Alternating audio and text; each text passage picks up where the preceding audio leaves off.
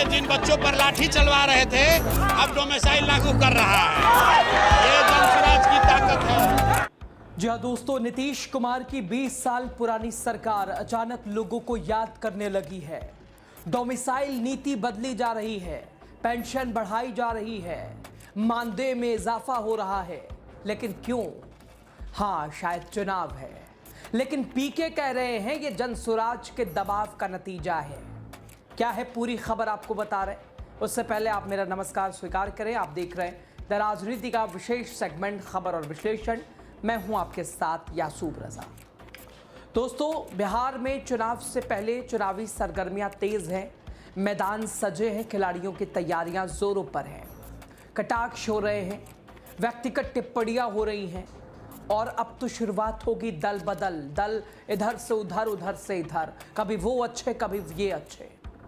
और फिलहाल बिहार में प्रशांत किशोर, चुनावी रणनीतिकार, एक अपनी नई जमीन तलाश रहे हैं। जब शुरुआत में प्रशांत किशोर बिहार का उन्होंने रुख किया था तो उन्होंने सिस्टम को बदलने की बात की थी। उस वक्त मेरी खुद उनसे बात हुई थी।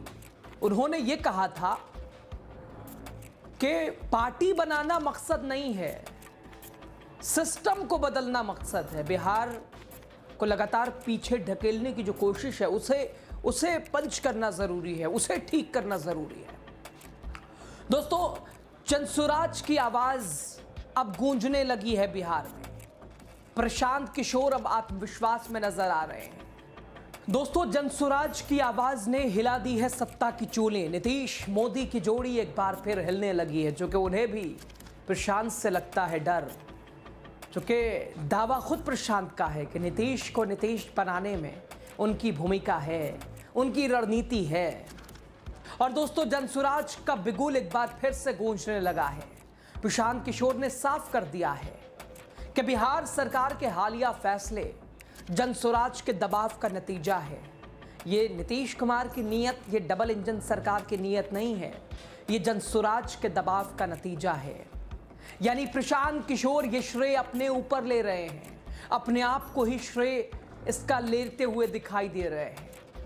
जनसुराज के सूत्रधार प्रशांत किशोर अपनी बिहार बदलाव यात्रा के क्रम में सीतामढ़ी के डुमरा फुटबॉल ग्राउंड में बिहार बदलाव जनसभा करने पहुंचे और जनसभा के बाद उन्होंने पत्रकारों के सवालों का जवाब दिया और साथ ही गृह मंत्री अमित शाह, प्रधानमंत्री नरेंद्र मोदी, बिहार के मौजूदा मुखिया सीएम नीतीश कुमार, उनकी पोल खोल के रख दी है। और वहीं अमित शाह के प्रस्तावित सीतामढ़ी दौरे पर भी उन्होंने हमला बोल दिया है। दोस्तों, प्रशांत किशोर ने भाजपा और मुख्यमंत्री नीतीश को भी विभिन्न मुद्दों पर घेरा, हर विषय पर घेरा, कई सवाल पूछे। प्रशांत किशोर ने साफ कहा कि जो सरकार 20 साल में कुछ नहीं कर पाई, वो अब चुनाव आते ही योजना परेड में लग गई। चुनाव से पहले घोषणाओं की उसने बरसात कर दी।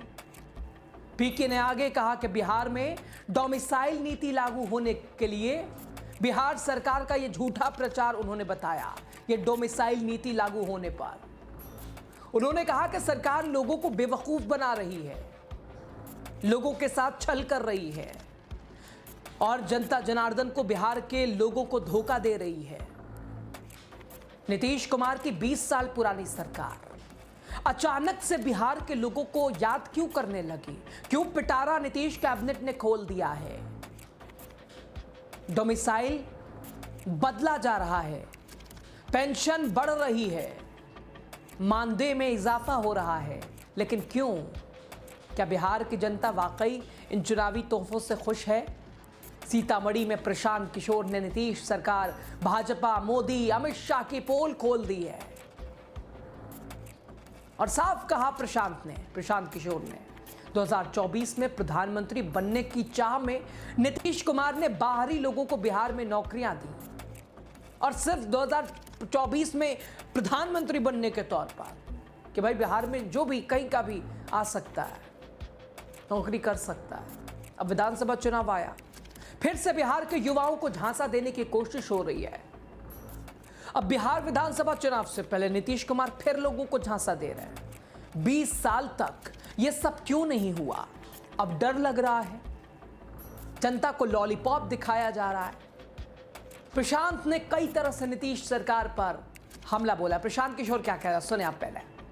24 में लोकसभा का चुनाव था तो प्रधानमंत्री बनने के लालच में इन्होंने पूरे बिहार के लोगों का हक मार के दूसरे राज्यों के लोगों को नौकरी दी।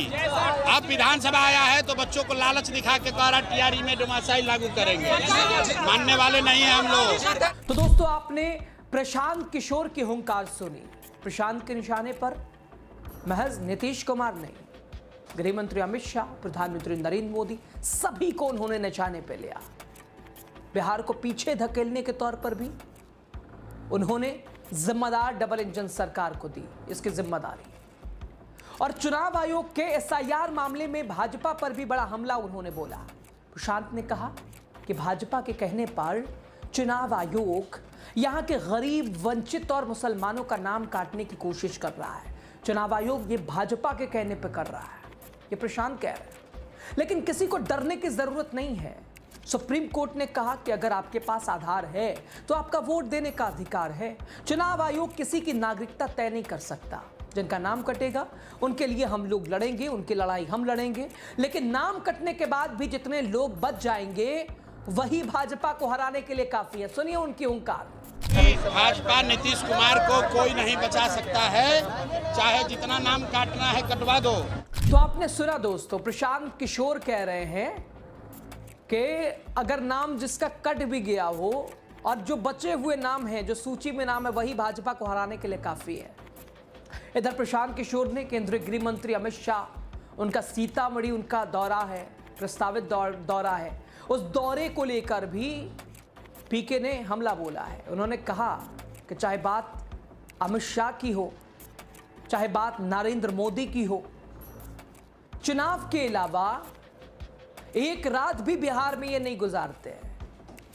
चुनाव अगर नहीं हो तो एक रात भी प्रधानमंत्री नरेंद्र मोदी, केंद्रीय गृह मंत्री अमित शाह बिहार में नहीं गुजारते हैं।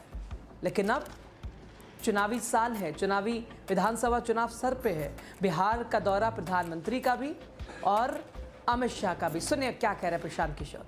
नरेंद्र मोदी, अमित शाह, ये लोग सिर्फ इनको बिहार खाली चुनाव में दिखता है। मैं कैमरे पर कह रहा हूँ, अगर चुनाव के अलावा पिछले 10 बरस 15 बरस में राहुल गांधी, अमित शाह या मोदी जी एक रात भी बिहार में बिताए हों तो आप हमको बता दीजिए, हम आपका बात मान लेंगे। ये खाली वोट मांगने के लिए आते हैं। तो आपने सुना, प्रशांत किशोर साफ कहते नजर आए कि बिहार अब उन्हें अपनाना बिल्कुल नहीं चाहता।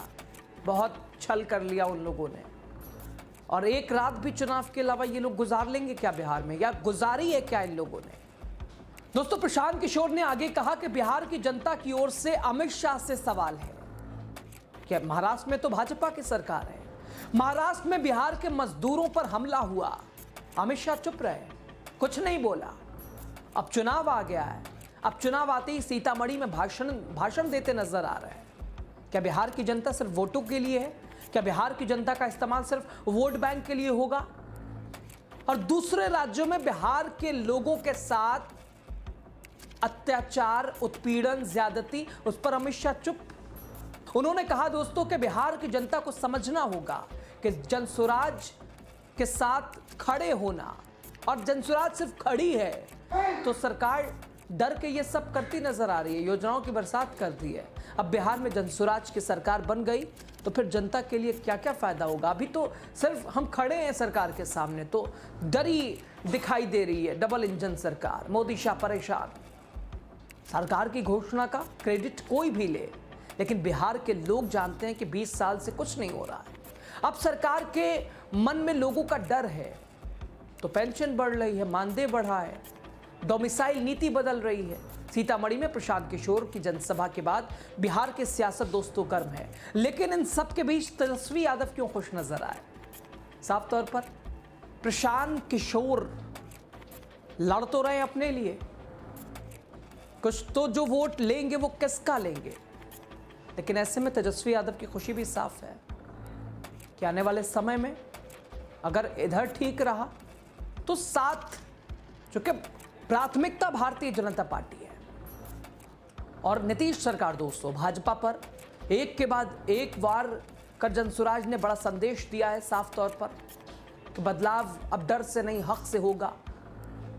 और प्रशांत किशोर की यह हुंकार, प्रशांत किशोर ने नीतीश सरकार को ही नहीं बल्कि केंद्रीय गृह मंत्री अमित शाह, प्रधानमंत्री नरेंद्र मोदी को कटघरे में खड़ा कर दिया है।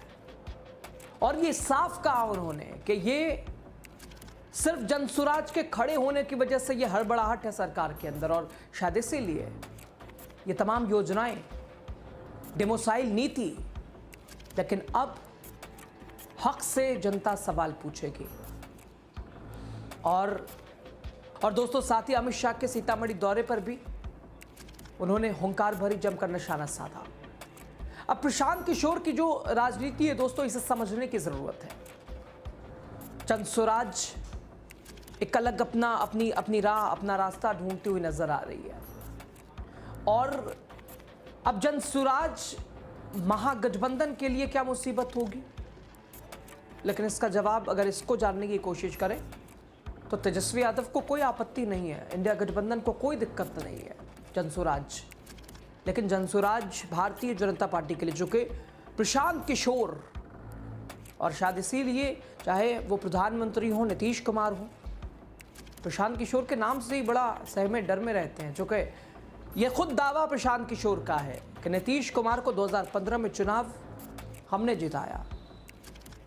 और ये नारा भी दोस्तों उन्हीं का दिया हुआ है कि बिहार में बहार है, नीतीश कुमार है। यह खुद प्रशांत किशोर का दिया हुआ नारा है। लेकिन अब वही प्रशांत किशोर वही सरकार के खिलाफ मुसीबत बनते दिखाई दे रहे हैं। सवालों का दौर है, सवालों की बौछार है, योजनाओं की हकीकत का बखान है। और केंद्रीय गृह मंत्री अमित शाह, प्रधानमंत्री से सीधा सवाल है, तमाम बड़े सवाल हैं। खबर पे बहरहाल आप क्या सोच रहे हैं, आपकी राय क्या है, हमारे साथ साझा कीजिएगा। खबर आप कहाँ से देख रहे हैं, बिहार के लिए जनसुराज जो एक अपना मोटिव, अपना मकसद लेकर आई है, इसका उद्देश्य क्या है और बिहार की क्या ज़रूरत है। खबर आप देख कहाँ से रहे हैं ज़रूर बताइएगा।